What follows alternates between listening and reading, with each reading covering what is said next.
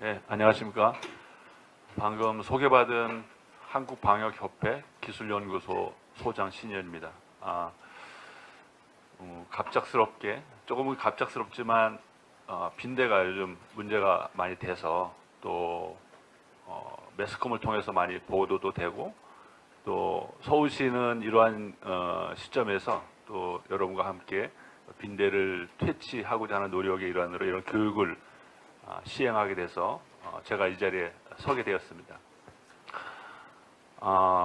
먼저 여러분 매스컴을 통해서 이게 빈대 생김새나 빈대에 대한 특성들을 어느 정도 다 이제 알고 계실 겁니다. 왜냐하면 이제 관심이 방지에 있으시기 때문에 아마도 제가 말씀드리는 것은 생소하게 처음 시작하는 것보다 훨씬 더 이해가 더 높아지셨을 거라고 저는 생각이 되고요. 이 시간 저는 빈대의 특성하고 이제 빈대를 어떻게 찾아낼 것인가, 어디에 잘 숨어 있는가 하는 것을 에 대해서 좀 알아보도록 하겠습니다. 이렇게 빈대가 어디에 숨어 있는 것을 찾아내는 것은 좀 이따 이제 양영철 교수님께서 방제에 대한 이야기를 하시겠지만 그런 곳을 잘 찾아내야지만이 우리가 여러 가지 방법, 살충제를 사용하는 것도 사용하는 거지만 그 외에도 물리적인 방법을 통해서 방제를 해야 되기 때문에 이런 것을 찾아내는 것이 굉장히 중요합니다. 그래서 어느 곳에 주로 서식하고 있는지 하는 이런 것들을 함께 살펴보도록 하겠습니다. 잘 아시다시피 빈대는 질병을 매개하지 않는 것으로 확인되었고요. 실험적으로는 수면병의 일종을 매개할 수도 있다고 하지만 자연적으로는 아직까지 질병을 매개하는 것은 밝혀지지 않았습니다. 그 다음에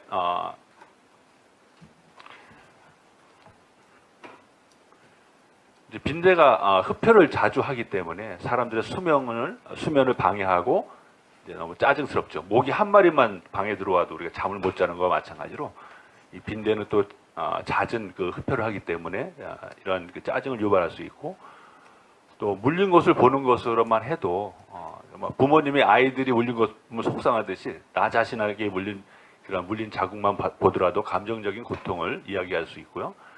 그다음에 이 많은 양의 그 흡혈을 하기 때문에 특히 영양실조 아동에게 빈혈을 유발할 수도 있다라고까지 이렇게 보고되어 있는 것이 이제 빈대가 우리에게 주는 피해라고 볼 수 있습니다.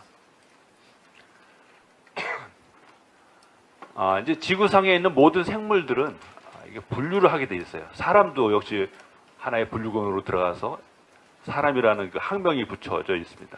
그래서 이 빈대도 이와 같은 분류 체계를 가지고 있는데요. 동물이죠. 그 다음에 절지동물문.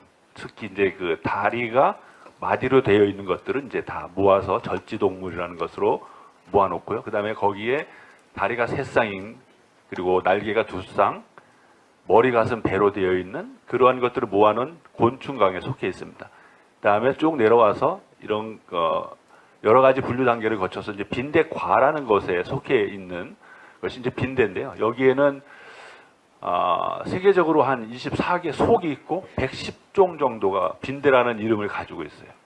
그렇지만 다양스럽게도 이러한 모든 빈대가 우리 인간을 공격하는 것이 아니라 지금 여러분 아시다시피 2종류가 이제 실내에 침입해서 사람을 괴롭게 하는 그러한 것이 이제 2종류가 되겠습니다. 그래서 사람을 흡혈하는 빈대는 이제 말씀드렸듯이 2종류인데요. 빈대라고 되어 있는 것을 보게 되면 이제 학명은 이제 시맥스 렉투랄리우스라고 되어 있는데요. 보통 온대 지역에서 주로 발견되고 다양한 국가에서 보고되는 가장 흔한 종이다.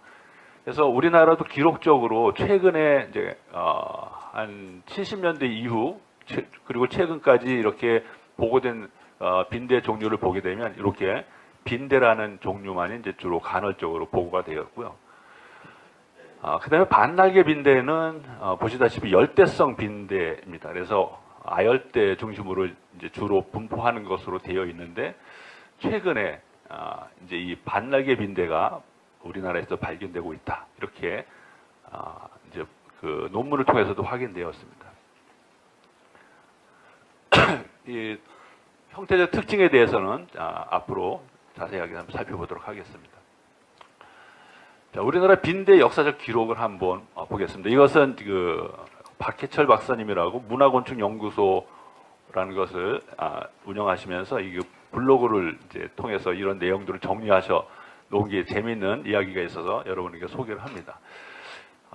고려 숙종 때, 그러니까 고려 시대에 벌써 갈보라는 기록인데, 갈보가 이제 그 우리나라 그 빈대의 옛 이름입니다. 이것이 기록되어 있었고요. 그 다음에 조선 명종 때 이문건의 묵제일기에 빈대의 대발생이 있었다라는 것이 있었다고 합니다. 그 다음에 조선 숙종 때 여거 유해에 한글로 빈대라는 기록이 있었고, 조선 영조 35년에 승정원 일기에 빈대를 기록한 것이 있습니다. 그다음에 1887년 김윤숙의 일기인 소금청사에도 빈대가 기록되어 있고, 그다음에 황현의 매촌 야록에 고종 32년에 9월에 서울에 빈대가 비오듯 쏟아졌다, 이런 기록이 있습니다. 이 비오듯 쏟아졌다는 것은 뭐 여러분 잘 아시다시피 굉장히 많았다는 것이죠. 그래서 이런 기록들이 이제 과거에 우리나라에서 빈대가 있었던 그런 기록들이라고 보시면 됩니다. 일제 강점기에 우리나라 요새 빈대약 뭐 선전 없잖아요, 그죠? 앞으로 이제 분명히 있을 것 같아요. 빈대 잘 듣냐? 근데 일제 강점기에 빈대약에 대해 신문 광고가 실린 그런 내용들이 있고요. 빈대 몰사 전멸 뭐 이런 것들이 있고요.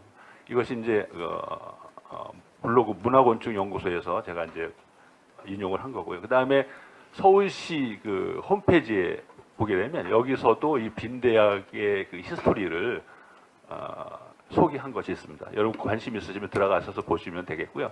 그다음에 그 블로그에 들어가셔도 이 빈대뿐만 아니라 다양한 곤충 이야기들이 문화적인 측면에서 다룬 내용들이 있어서 관심 있으면 한번 들어가 보시면 빈대뿐만 아니라 다른 것도 보실 수가 있습니다. 자, 아까 말씀드렸듯이 우리나라에 서식 분포하는 빈대는 빈대와 반나게 빈대, 두 가지라고 이제 여러분은 보시면 되겠고요.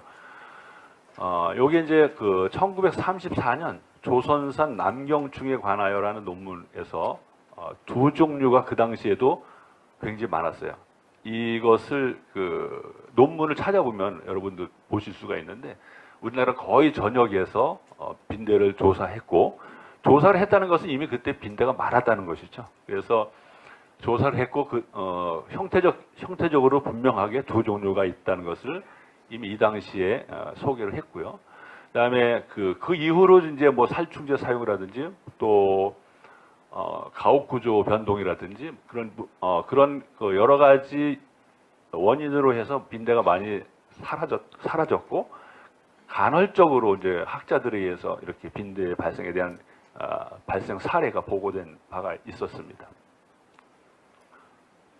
그래서 제가 이제 방역협회에 들어가서 그 우리 협회 회원들하고 회원들께서 채집해다 준 빈대를 제가 이제 관찰하던 중에 최근에 이제 반날개 빈대가 있다는 것을 제가 이제 보니까 그냥 우리 빈대가 아니라 반날개 빈대가 섞여 있었어요. 그래서 저도 깜짝 놀래가지고 이 사실을 갖다가 이제 좀 연구를 좀 분석을 해가지고 논문에 실었습니다. 그래서 이 빈대, 반날개 빈대의 존재와 또 이 반날개 빈대에 이제 좀 있으면 양영철 박사님께서 말씀해 주시겠지만 거기에 그 피레스로이드계 살충제에 대한 저항성 인자를 가지고 있는 것을 1차적으로 확인한 바가 있습니다. 자, 이제 뭐 두 종류다라는 것은 관심 있게 쳐다보면 또 재미는 있겠지만, 우리가 뭐 방지하는 입장에서 두 종류를 꼭 확인할 필요는 없겠죠. 두 종류는 거의 습성이 비슷하기 때문에 방지하는 데는 크게 두 종류를 구분할 필요가 없겠지만, 여러분이 그래도 상식적으로 또는 이런 역학적으로 나중에는 이것들이 이제 어떻게 들어왔는가라는 그러한 또 분석적인 그러한 논의를 할 때 이 두 종류를 구분하는 것은 또 필요도 합니다. 자, 그럼 이제 빈대와 이제 벼룩이 있는데, 벼룩도 관심을 가졌을 때는 우리가 관찰할 수 있지만 그렇지 않을 경우에 벼룩 보기도 힘들어요. 그래서 벼룩과 빈대를 보시게 되면 일단 빈대는 상하로 납작하고 그다음에 벼룩은 좌우로 납작합니다. 그래서 빈대는 털이 있으면 바로 잡고 빠르게 움직이지만 털이 없으면 제대로 서 있지도 못하고 쓰러져요. 그리고 튑니다. 그렇지만 빈대는 절대로 튀지 않고 빈대 붙는다라는 우리 얘기 많이 하잖아요. 그와 같이 딱 붙어서 땅에 그 납작하게 붙어가지고 이렇게 걸어가는 그런 모습을 하죠. 그래서 일단 두 종류는 이렇게 형태적으로 많이 다르다. 그다음에 사실 빈대와 바퀴가 사는 곳은 공통적인 그 특징이 많이 있어요. 어둡고 습하고 그리고 야간에 주로 활동하고 하기 때문에 이 빈대와 바퀴가 서식하는 장소가 겹칠 수가 있어요. 그렇지만 우리가 오인을 하면 안 되겠죠. 그래서 특히 바퀴의 자충, 어린 시기, 그러니까 안에서 바로 깨어나온 애들은 빈대만큼 작습니다. 그랬을 때 우리가 오인을 하면 안 되기 때문에 특징을 이렇게 살펴보는 게 중요하죠. 그래서 빈대와 바퀴 자충은 이제 촉각을 보게 되면, 안테나를 보게 되면 이제 바퀴는 굉장히 길죠. 그다음에 빈대는 그렇게 길지 않으면서 꺾여 있어요. 그래서 그렇게 안테나를 보시면 되겠고요. 그다음에 전용 배판도 물론 이렇게 커서 그냥 얼핏 보기에는 육안으로 보기에는 그렇게 크게 구별을 못합니다. 하지만 이렇게 조금씩 다르다는 것을 보실 수 있고요. 그다음에 머리가 빈대는 앞으로 숙었어요. 그렇지만 바퀴는 그렇지만 빈대는 앞으로 돌출되어 있고 그다음에 좀 우리가 자세히 봐야 되겠지만 현미경이나 확대경을 통해서 보게 되면 바퀴는 이제 씹어먹는 입 구조를 가지고 있고 빈대는 빨아먹는 입 구조를 가서 뾰족하게 앞으로 나와 있습니다. 그다음에 복부에 미모가 나 있는 것은 바퀴고 없는 것은 빈대다. 이렇게 해서 여러분이 알에서 깨어나와서 빠르게 이렇게 움직이거나 이렇게 같은 장소에 두 종류가 있다 할지라도 이렇게 특징을 관찰하시면 구분을 할 수가 있습니다. 그리고 빈대 그 형태를 보게 되면 이제 전체적으로 우리가 구분을 하거나 빈대 특징을 알아볼 때 이거 전용 백판의 모습을 우리가 관찰할 수 있고요. 그다음에 암컷의 경우에는 이렇게 생식기 일종의 베레즈 기관이 복부에 붙어 있습니다. 그래서 이런 것도 우리가 빈대를 구분하고 인식하는 데 도움이 많이 됩니다. 자, 그럼 이제 아까 빈대와 반날개가 우리나라에 세계적으로도 그렇고 우리나라에 이제 있게 되는데요. 이렇게 형태적으로 이제 다르게 나타나는 것을 볼 수 있는데 이것을 이제 자세하게 좀 한번 살펴보도록 하겠습니다.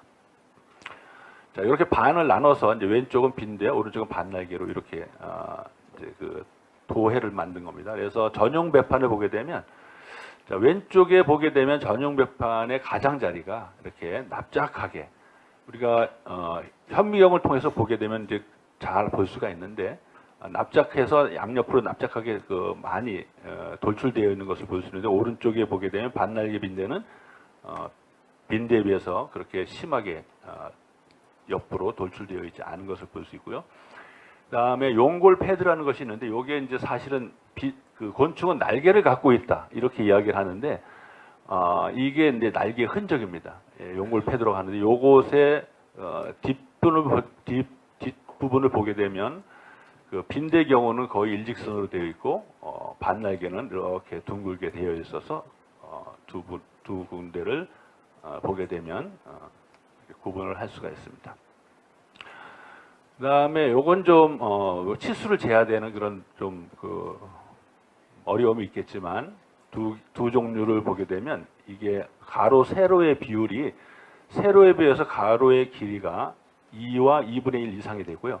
이것은 세로에 비해서 가로의 길이가 2와 2분의 1 이하가 되어서 이것을 이제 치수를 대략적으로 측정하면 이것을 구분을 할 수가 있습니다.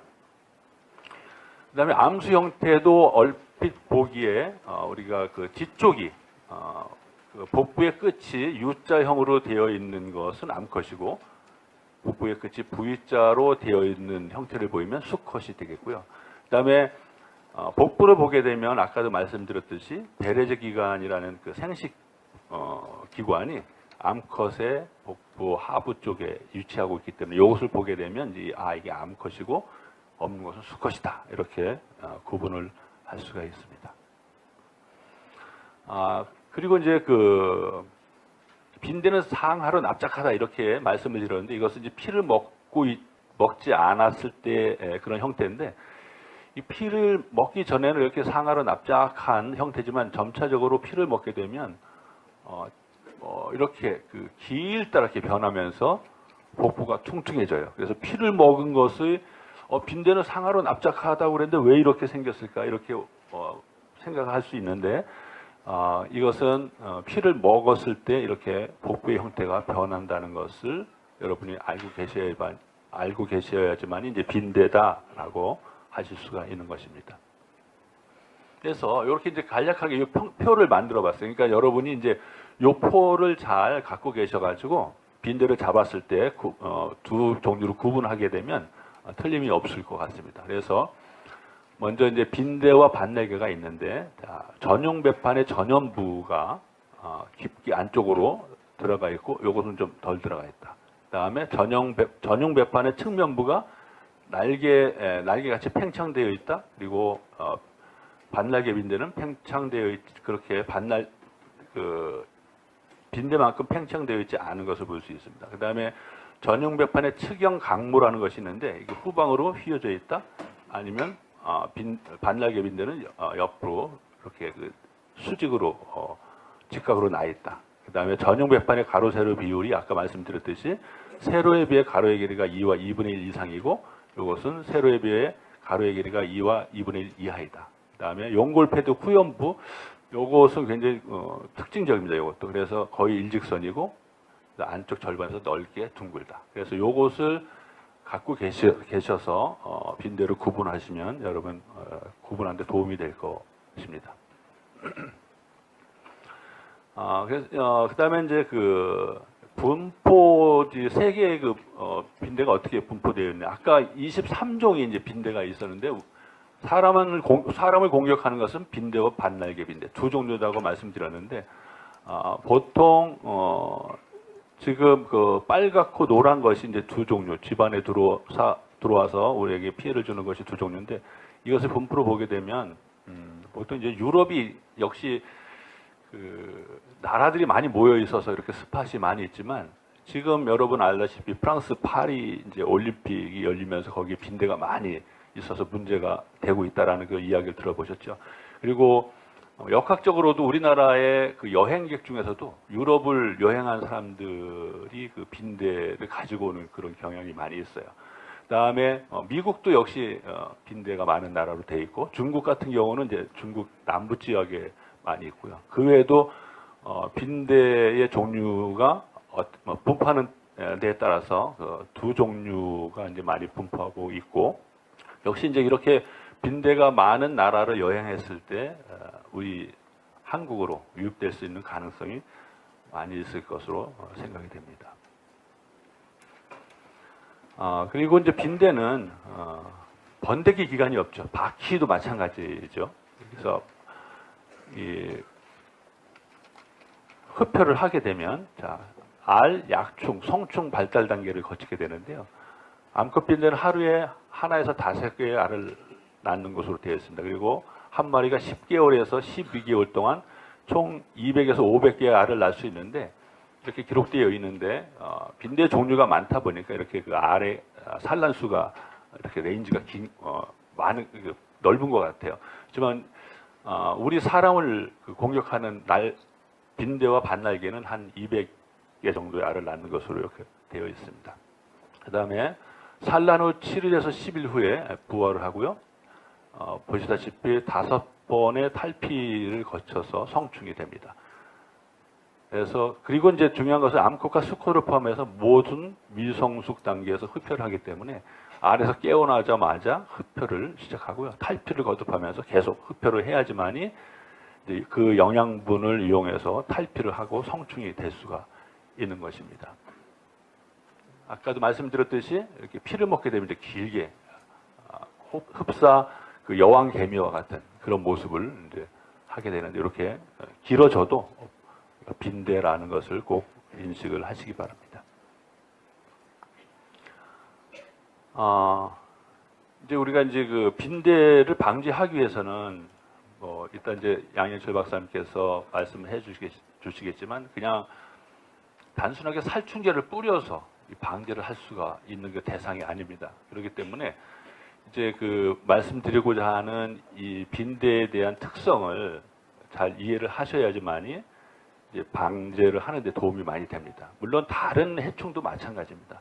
그래서 앞으로 여러분 이제 해충은 어떤 대상의 해충을 방지하실 때는 꼭 이러한 그 해충이 가지고 있는 특성을 잘 파악을 하셔가지고 그 습성을 잘 이용하시는 그런 그 방제가 이루어지는 것이 이제 효과적인 그리고 근본적인 그 방제 대책이 될 수가 있을 것입니다.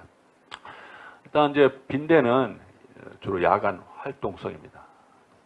주로 밤에 자고 있을 때 주로 활동을 하면서 흡혈을 하죠. 그다음에 그럼 이제 낮에는 어떻게 하냐? 낮에는 이제 사람들이 자는 근처에 은신을 합니다. 왜냐하면 이제 기회가 있을 때마다 빠르게 달라붙어서 흡혈 기회를 가져야 되기 때문에 그렇게 멀리 가지 않는데 다만 그 어떤 가정에 빈대의 밀도가 너무나 높아 그런 경우에는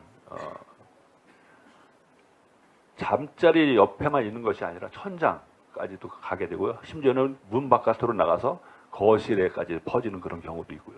그렇게 되다 보면 거실에 퍼지면 이제 소파에 앉아서 TV를 보잖아요. 그러면 그런 상황에서도 빈대에 물리게 되고 그런 것이 반복적으로 되게 되면 빈대가 이제 그 영양분을 섭취를 할 수 있는 기회가 생긴다는 것은 그곳에서도 알을 낳고 번식을 할 수 있는 조건이 되죠. 그래서 빈대의 밀도가 높을 때, 그러니까 우리가 상식적으로는 빈대는 집안에 있을 것이다. 베드버그 그러면 뭐 침대벌레라는 이름이 있는데 침대 그건 쓰시면 안 되고 이제 우리나라 고유 빈대라는 그 이름이 있기 때문에 그렇지만 그 주변에 많은 것이 그 특징적이지만 말씀드렸듯이 밀도가 높아지게 되면 바깥으로도 나가고 또 이것이 뭐 그 옆집으로도 갈 수 있는 그러한 상황이 벌어지게 되는 것이죠. 그다음에 말씀드렸듯이 납작한 몸통으로 작은 틈새에 몸을 끼워 넣을 수가 있어요. 그래서 침대를 보시게 되면 일단 그 매트리스에 그 재봉 솔기가 있죠. 그죠? 두툼하게 그 데코레이션 하듯이 이렇게 또는 그 형태를 유지하기 위해서 단단하게 그 솔기를 만드는데 거기에 주로 있고요. 그다음에 또 그 통풍을 위해서 옆에 달아놓은 버튼이 있어요. 환기구 같은 게 그런데 빈대가 들어갈 수 있고 그다음에 그 이외에 이제 프레임의 용수철 또 나무 사이에 벌어진 틈 이런 것을 굉장히 좋아합니다. 그래서 빠르게 사람이 누우면 빠르게 와서 흡혈할 수 있는 그런 장소에 숨어 있게 되고요. 그다음에 잠자리 옆에 뭐 콘센트가 있으면 콘센트 구멍 들어가죠. 그다음에 액자 있으면 액자에 들어가고 심지어는 책 같은 거 그 커버가 있는 책을 놓게 되면 그 책에도 들어가 있어요. 그러니까 오랫동안 책을 안 읽는 경우에는 거기에서도 빈대가 발견되는 사례가 있습니다. 그 다음에 빈대 이제 밀도가 높아지게 되면 그 뭐 커튼에 지금 옆에 보시게 되면 저쪽에 보면 커튼이 있는데 그냥 커튼의 천에는 달라붙지 않지만 위에 쪽에 주름지어서 되어 있는 그런 곳에 빈대가 들어가게 됩니다. 그래서 앞으로 여러분이 좀 이따 또 말씀드리겠지만 어디를 찾아낼 것이냐 하는 그런 것에 있어서 이런 틈이 굉장히 주고 어둡고 또 좁은 틈을 굉장히 좋아한다는 것을 꼭 기억을 하셔야지만이 빈대를 찾아내는 데 도움이 되겠습니다. 그래서 말씀드렸듯이 적합한 은신처라는 것은 역시 일단 흡혈하기에 빠른 장소이면서 어둡고 좁은 틈 이렇게 보시면 되겠습니다. 그 다음에 따뜻한 온도와 이산화탄소에 반응을 합니다. 그래서 사람이 눕게 되면 일단 체온이 이제 발산이 되고 냄새와 이산화탄소를 발산하기 때문에 이런 것들을 감지해서 바로 빠르게 이제 사람한테 접근을 하게 되는 것이죠. 그 다음에 이제 그 며칠에서 일주일 간격으로 흡혈을 하게 되고요. 먹이를 먹고 흡혈한 후 숙주에 머무르지 않는 것이 특징입니다. 근데 이것도 절대적이지 않더라고요. 어떤 사례를 보게 되니까 사람한테 빈대가 이제 흡혈을 하고 나서 싹 들어가 버리는 게 보통인데 많은 경우에는 바짓단 안에서 얼마 동안은 그 흡혈을 하는 그런 사례도 있었습니다. 그래서 물론 이것을 뭐 드문 일이지만 그런 사례도 있다라는 것을 참고적으로 알아두시면 되겠습니다. 그다음에 머무른 장소에 분변을 남기고 특유의 냄새를 발산한다. 예, 분변을 남길 뿐만 아니라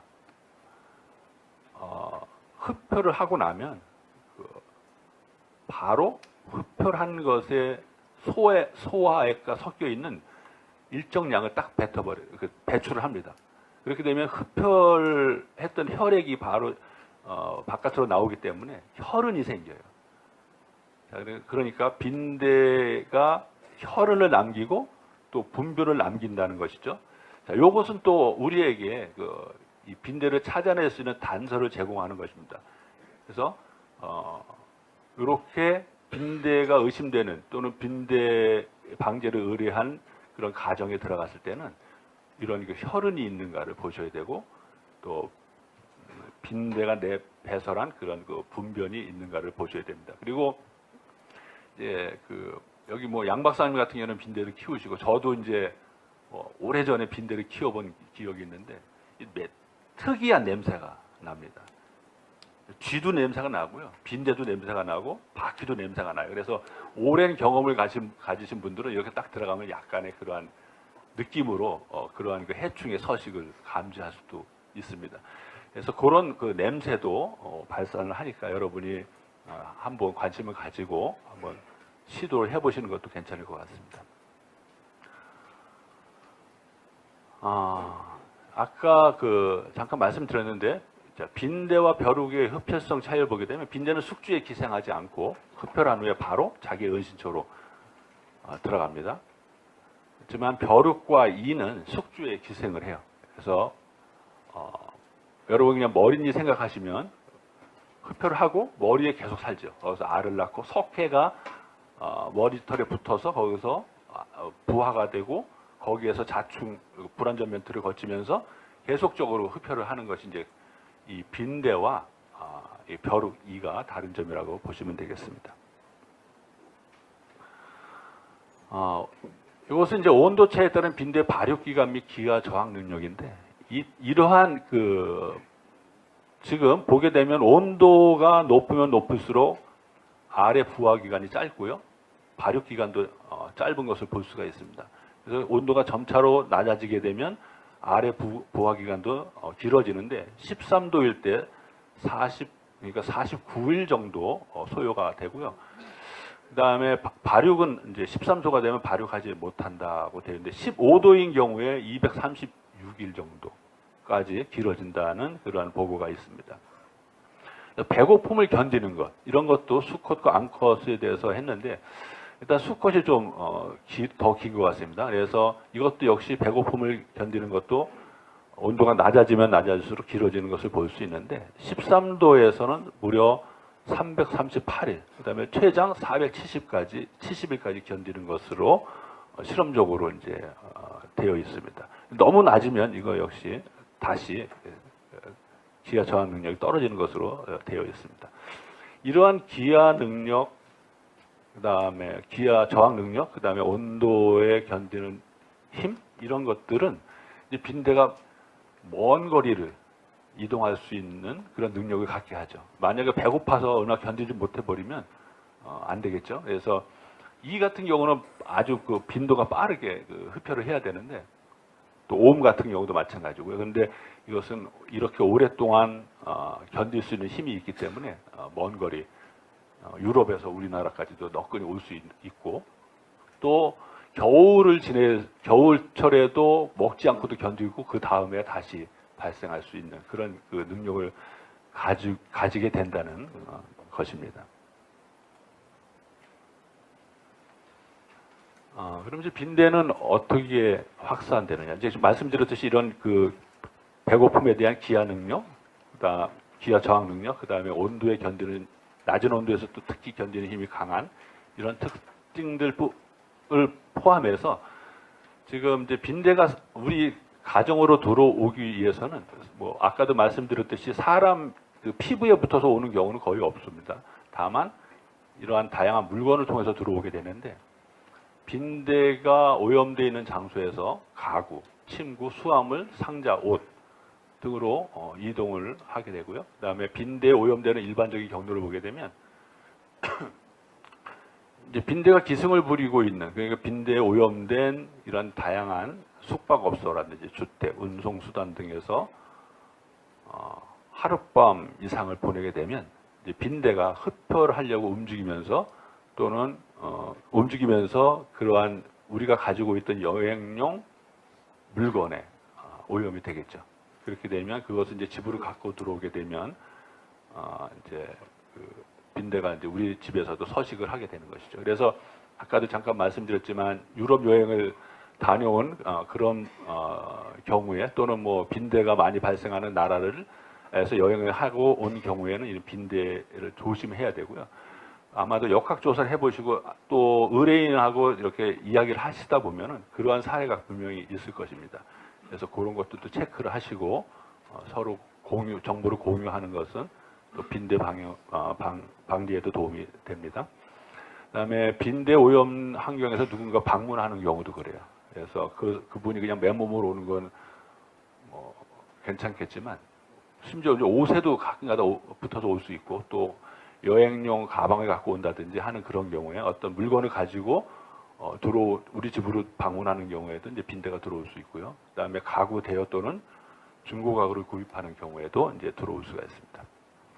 그다음에 뭐 도로변 쓰레기장 이런 건 참 흔한 일은 아니겠지만 폐품 처리장 등에 버려진 침구나 가구를 주워서 이제 집 안으로 들어와서 쓰는 그런 경우가 있는데 이때도 빈대가 들어올 수가 있어요. 이것은 우리나라는 지금 이러한 사례가 많지 않기 때문에 빈대 밀도가 뭐 지금 이슈가 돼서 많은 것으로 이렇게 여겨지고 있지만 이런 빈대가 많은 나라에서는 이런 것들을 굉장히 이렇게 주의사항으로 이렇게 이야기를 하고 있습니다. 자, 그럼 이제 빈대 서식을 어떻게 우리가 알아볼 것인가 하는 것인데요. 자, 아까도 말씀드렸듯이 배설물에 의한 얼룩을 확인하십니다. 하는 방법이 이렇게 아까 혈은 난다 그랬죠. 이렇게 빈대가 흡혈하면 쫙 뒤로 뿜어내고 자기 이제 일을 마치고 자기 은신처로 들어가서 휴식을 취합니다. 그 다음에 이제 그 분변이 있는데 이것이 얼룩얼룩하게 오염을 나타냅니다. 이제 바퀴 같은 경우는 배설물이 이렇게 입자로 형태로 되어 있어서 구분을 할 수 있죠. 그 다음에 한부에 여러 개의 검은 점을 나타내는 경우가 있고요. 그 다음에 비벼도 얼룩이 잘 벗겨지지 않고 젖은 헝겊으로 닦으면 번진다. 이런 그 형태를 가진 얼룩을 보시면 이제 빈대라고 이렇게 여기시면 됩니다. 그 다음에 그 외에도 빈대 자체, 충체, 그 다음에 탈피한 껍질, 그 다음에 알을 충분히 볼 수 있습니다. 그래서 여러분은 이런 것에 대한 정보를 빨리 입수하시고 이렇게 익혀 놓으시는 것이 중요합니다. 그래서 뭐 액자를 뜯었더니 뭐 알이 쑥 나온다. 아니 껍데기가 훅 쏟아지더라. 이런 경향도 있어요. 저도 그런 것을 경험한 적이 있는데 그렇게 되는 경우에는 빈대 서식을 분명하게 아실 수가 있고요. 껍데기라 할지라도 자세히 보시면 빈대 형태를 그대로 가지고 있습니다. 그래서 그렇게 여러분이 아시면 되고요. 그다음에 모든 균열과 틈새를 관찰을 하는데 요새는 후레쉬가 굉장히 좋은 후레쉬가 많죠. 작고 강력한 것이 많아요. 그래서 그런 것들을 꼭 지참을 하시고 확대경 같은 거 지참을 하시고 이렇게 해서 하시고 또 어떤 경우에는 뭐 내시경 같은 것도 준비를 하시는데 그것도 괜찮습니다. 이렇게 해서 이제 그 틈새를 잘 관찰하시고 하시면 되고요. 그다음에 목재 종이 및 직물 표면을 잘 좋아한다라는 것을 인지를 하시고 근데 철제도 붙어 있는 경우가 있습니다. 그래서 그 침대 용수철, 그러니까 그 쿠션을 좋게 하는 용수철 부분에는 이 빈대가 많이 들어가 있어요. 그래서 잘 관찰하셔야 되고 특히 용수철은 바깥에서 빈대가 보이지 않기 때문에 안쪽을 유심히 보셔야 됩니다. 그렇지만 이제 빈대를 찾아낼 수가 있습니다.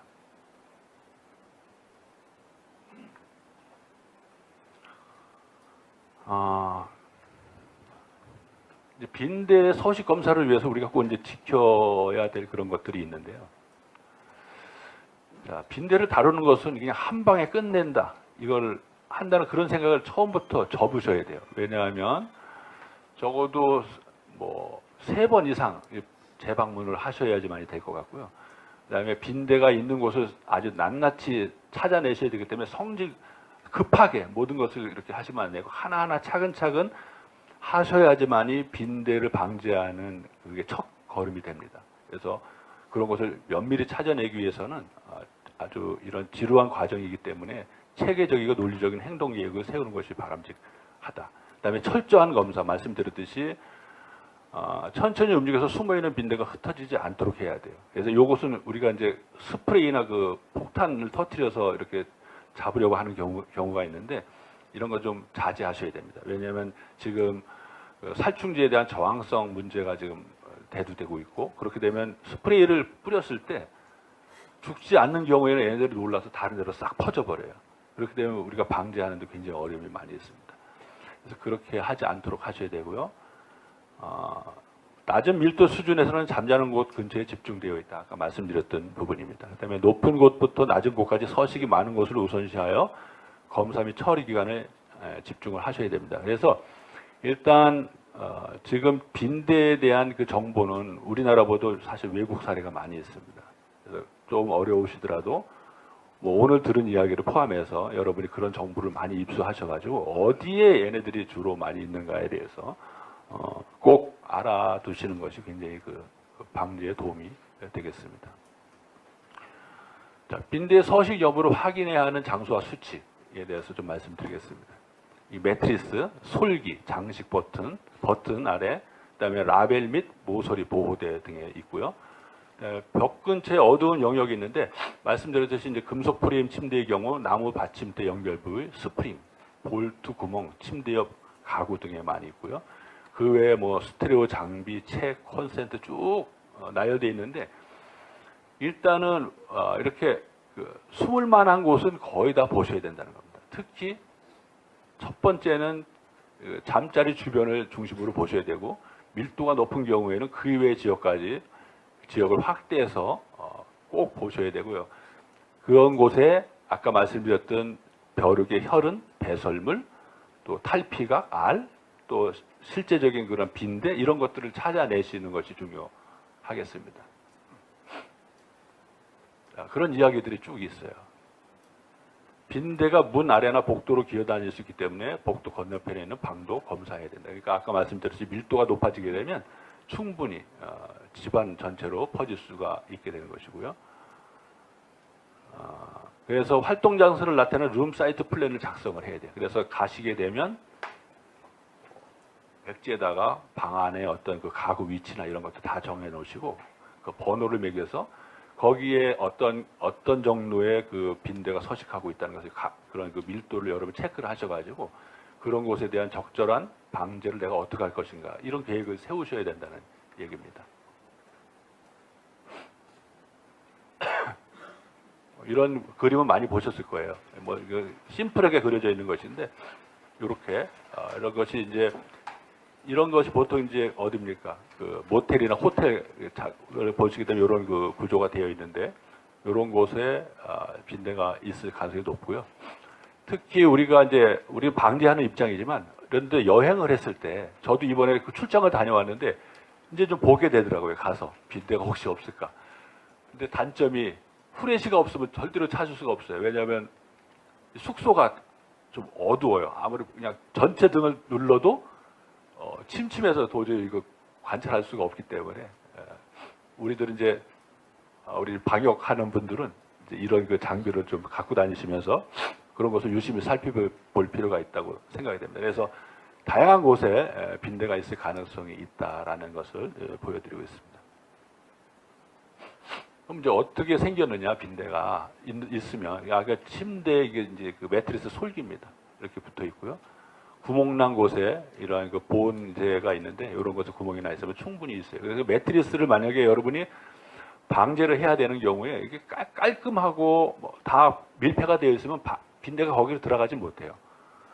구멍이 난 곳은 유심히 꼭 보셔야 된다는 말씀입니다. 그 다음에 프레임 사이에 이렇게 배설물과 함께 이런 것이 표시가 되어 있고 심지어 이렇게 작은 구멍이라 할지라도 빈대는 이런 거 너무 좋아요.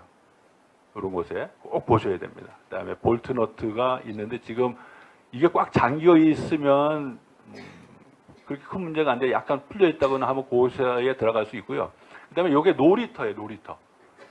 빈대 놀이터. 그러니까 이렇게 틈새가 있는 그런 곳에서 주로 활동을 하면서 배설을 하는 그런 특성이 있기 때문에 꼭 보셔서 이런 그 배설물에 있는가를 보셔야 됩니다. 그다음에 용수철 안에 붙어 있는데 요건 바깥에 있는 건데 사실 이 안쪽이 더 많아요. 만약에 빈대가 있다면 꼭 관찰을 하셔야 됩니다. 그다음에 이것은 이제 천장 쪽인데 이렇게 흔적이 있는 경우도 있습니다. 이렇게 될 정도면 아마도 그 빈대에 물린 자국이 엄청 많으신 분일 겁니다. 그래서 이런 경우도 있고요. 그다음에 여기 센서죠. 이거 온도 센서, 그 화재 센서 같은데 이렇게 많은 흔적들이 있고요. 액자, 갈라진 틈, 컨센트 같은 데 많이 있습니다. 그다음에 이렇게 우리나라 이제 장판 이렇게 접힌 곳과 틀어진 곳, 이렇게 벽지가 갈라진 틈 이런 곳에 이제 꼭 보셔야 됩니다. 그다음에 이제 그 검사를 하는데 우리가 이제 빈대를 흩어지게 하거나 우리가 오염이 되면 안 되잖아요. 그랬을 때 꼭 이렇게 들어갔을 때 빈대의 존재가 분명하다라고 했을 때는 일단 검사하지 않고 본격적인 검사를 위해서 이제 나와야 돼요. 그래서 전략을 세우고 그런 다음에 이제 옷을 제대로 입고 이제 검사를 시작을 하시는 것이 중요합니다. 그래서 이제 그때는 이제 완전 장비를 갖추고 이제 철저하게 이제 검사를 시작을 해야 된다는 것이고요. 필요한 물품만 챙겨 가는 것이 좋습니다. 왜냐하면 아까도 말씀드렸듯이 이게 검사를 하다 보면 이제 빈대를 우리가 방해하는 거예요. 그렇게 되면 얘네들이 움직이기 시작합니다. 그래서 이때 큰 충격을 주거나 우리가 마구 뜯어내거나 하는 그런 것들은 그렇게 바람직하지 않다.